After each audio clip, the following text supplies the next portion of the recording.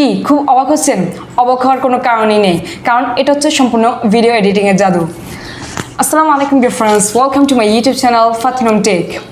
আমরা কিন্তু অনেক সময় অনেকের ভিডিওতে দেখি যে ডাবল রোল। সো এই ডাবল রোল ভিডিওটা কিন্তু সম্পূর্ণই এডিটিং করে করা হয়। আমরা কিন্তু হয়তো অনেকে এটা জানি না।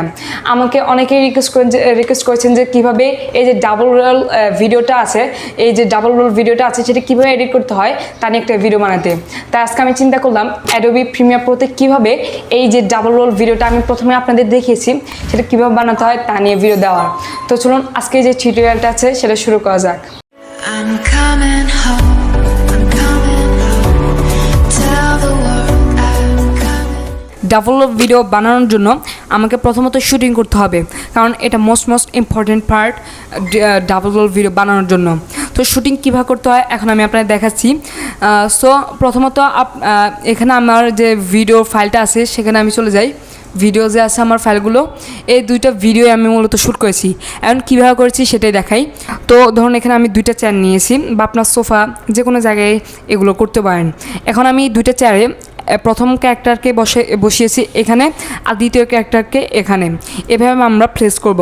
এখানে আপনার চাইলে কথাবার্তার মধ্যে ডাবল রোল ভিডিও বানাতে পারেন, কিন্তু সেগুলো একটু এডিটিং বেশি সময় লাগবে। তো এখানে এডিটিং বলতে আমি বোঝাচ্ছি ভয়েসগুলো মিল করা, সেখানে অনেক সময় লাগবে। তাই আমি এগুলো দেখাচ্ছি না, আমি শুধু ডাবল রোল ভিডিও এডিটিংটাই দেখাচ্ছি এবং শুটিংটা কীভাবে করতে সেটাই দেখাচ্ছি। আপনার চাইলে ভয়েস মিল করেও ডাবল রোল ভিডিও বানাতে পারেন। সেটার জন্য যদি আপনার বানাতে চান কমেন্ট বক্সে কমেন্ট করে জানাবেন, সেটা নিয়ে ইনশাল্লাহ একটা ভিডিও বানাবো। তো আমাদের এখন শুটিংটা ডান। এখন শুটিং করা শেষ হলে আমাদের তা কী করতে হবে? অবশ্যই এডিটিং করতে হবে, নাহলে এটা আমাদের কোনো কাজে আসবেই না। তো এডিটিং কীভাবে করতে হয় সেটাই দেখাবো আজকে। ইউজ করবো যে অ্যাপটা সেটা হচ্ছে Premiere Pro.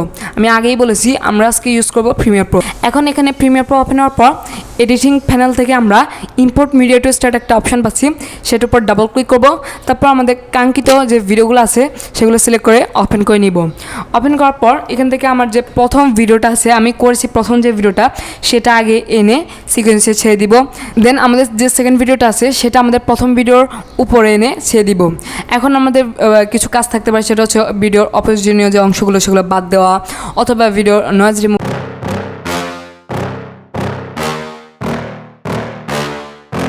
Yeah. Please tell me that I can't, that I won't, that I fail, that I'll never make it out, yeah. Please tell me all the bad, never good, fill my head full of every single doubt, yeah. Please say any negative thoughts, I pop off when I hear people say I cannot, I get off to the... so আমি আমার কিন্তু ভিডিওর যে অপ্রয়োজনীয় অংশ এবং যে নয়েজটা আছে সেগুলো রিমুভ অলরেডি করে নিলাম। এখন আমার এগুলো করার পর মূল কাজে আমরা চলে আসবো, সেটা হচ্ছে এই যে ডাবল রোল ভিডিওটা আছে সেটা এডিট করা। তো এটার জন্য আপনাকে চলে যেতে হবে ইফেক্টস কন্ট্রোল প্যানেলে। দেন এখানে যাওয়ার পর এখান থেকে আপনার একটা সার্চ বার দেখতে পাবেন, সেখানে উপর ক্লিক করলে একটা লেখা লিখতে হবে, সেটা হচ্ছে ক্রপ। এখন ক্রপ লেখার পর এখানে ট্রান্সফর্মের নিচে আপনি একটা ক্রপ অপশান পাবেন, সেটা নিয়ে আমাদের কাজ। তো আমি এই ক্রপটা ধরে আমাদের সেকেন্ড ভিডিওটা আমি এনেছি একটু আগে, সেই সেকেন্ড ভিডিওটার উপর এনে ছেড়ে দিব। সো এই ক্রপ অপশানটা আপনার ভিডিওর উপর ছাড়লে একটা পাশে ইফেক্টস কন্ট্রোল পাবেন, সেই ইফেক্ট কন্ট্রোলসে আপনার নিচে স্ক্রল ডাউন করবেন। দেন এখান থেকে যেহেতু আপনি সেকেন্ড ভিডিওটার উপর এটা অ্যাপ্লাই করেছেন সেহেতু রাইট থেকে কাটতে হবে। সো রাইট থেকে কাটার জন্য আপনার এই যে মাউসটা আছে সেটা ডান দিকে নিতে হবে। সো এখানে আমি ডান দিকে আস্তে আস্তে নেওয়া শুরু করছি। এখন ধরুন আমি এই পর্যন্ত রাখছি। সো দেখতে পাচ্ছেন আমার কিন্তু দুইটা ক্যারেক্টার দেখাচ্ছে, মানে ডাবল রোল ভিডিওটা হয়েছে। কিন্তু এখানে একটা খুঁত দেখা যাচ্ছে, সেটা আপনি ভালো করে লক্ষ্য করলে বুঝতে পারবেন। এখানে কিন্তু একটা দাগ রয়ে গিয়েছে, একটা যে আমরা ক্রপ করছি সেটার জন্য একটা দাগ রয়ে গিয়েছে। কিন্তু এটা আমাদের রিমুভ করতে হবে, না হলে কিন্তু ভিডিওটা সুন্দর হবে না বা এডিটিংটা এত ফুটে উঠবে না। তো এটা কীভাবে করা যায়?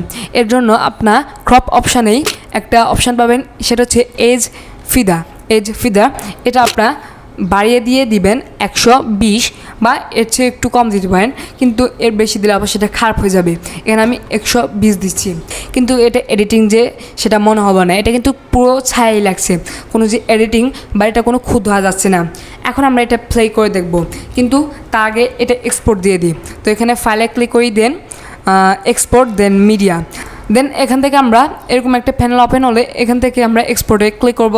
দেন আমাদের ভিডিওটা এক্সপোর্ট করে নিব। তো এক্সপোর্ট হতে বেশি সময় নেবে না, ভিডিওর লেন্থটা যত বড় সেটার উপর নির্ভর করবে আপনার এক্সপোর্টিং টাইমটা। সো এখানে আমার ইউর ভিডিও এক্সপোর্টে সাকসেসফুলি, মানে আমার ভিডিওটা এক্সপোর্ট সাকসেসফুলিভাবে হয়ে গেছে। এখন আমি এটা মিনিমাইজ করে আপনাদের ভিডিওটা দেখাই। তো এখন আমরা কিন্তু অলরেডি এক্সপোর্টটা করে নিলাম, সেটা আপনারা দেখেছেন। এখন আমরা এই ভিডিওটা প্লে করে দেখাই। তো আমি কিন্তু খুব সুন্দরভাবে এই যে আমাদের ডাবল অফ ভিডিওটা আছে সেটা এডিট করতে পেরেছি। এখানে কিন্তু কোনো খুঁত দেওয়া যাচ্ছে না, এটা শ্যাডো মনে হচ্ছে, এবং পাশে কিন্তু ডাবল রোল দেখা যাচ্ছে, এবং এতে কিন্তু আমরা কোনো খুঁত পাচ্ছি না। তো আমরা কিন্তু খুব ইজিলি এই যে অ্যাডোবি প্রিমিয়ার প্রো আছে সেটার মাধ্যমে আমাদের যে ভিডিওটাকে আছে সেটাকে ডাবল রোলে নিয়ে আরও আমাদের নেক্সট লেভেলে নিয়ে যেতে পেরেছি।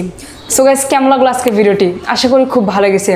আপনারা যদি এইরকম ভিডিও এডিটিং বা ইউটিউব সম্পর্কিত আরও নতুন নতুন ভিডিও পেতে চান, অবশ্যই সাবস্ক্রাইব করে পাশে থাকা বেল আইকনটা অন করবেন, এবং ভিডিওটি ভালো লেগে থাকলে অবশ্যই শেয়ার করবেন।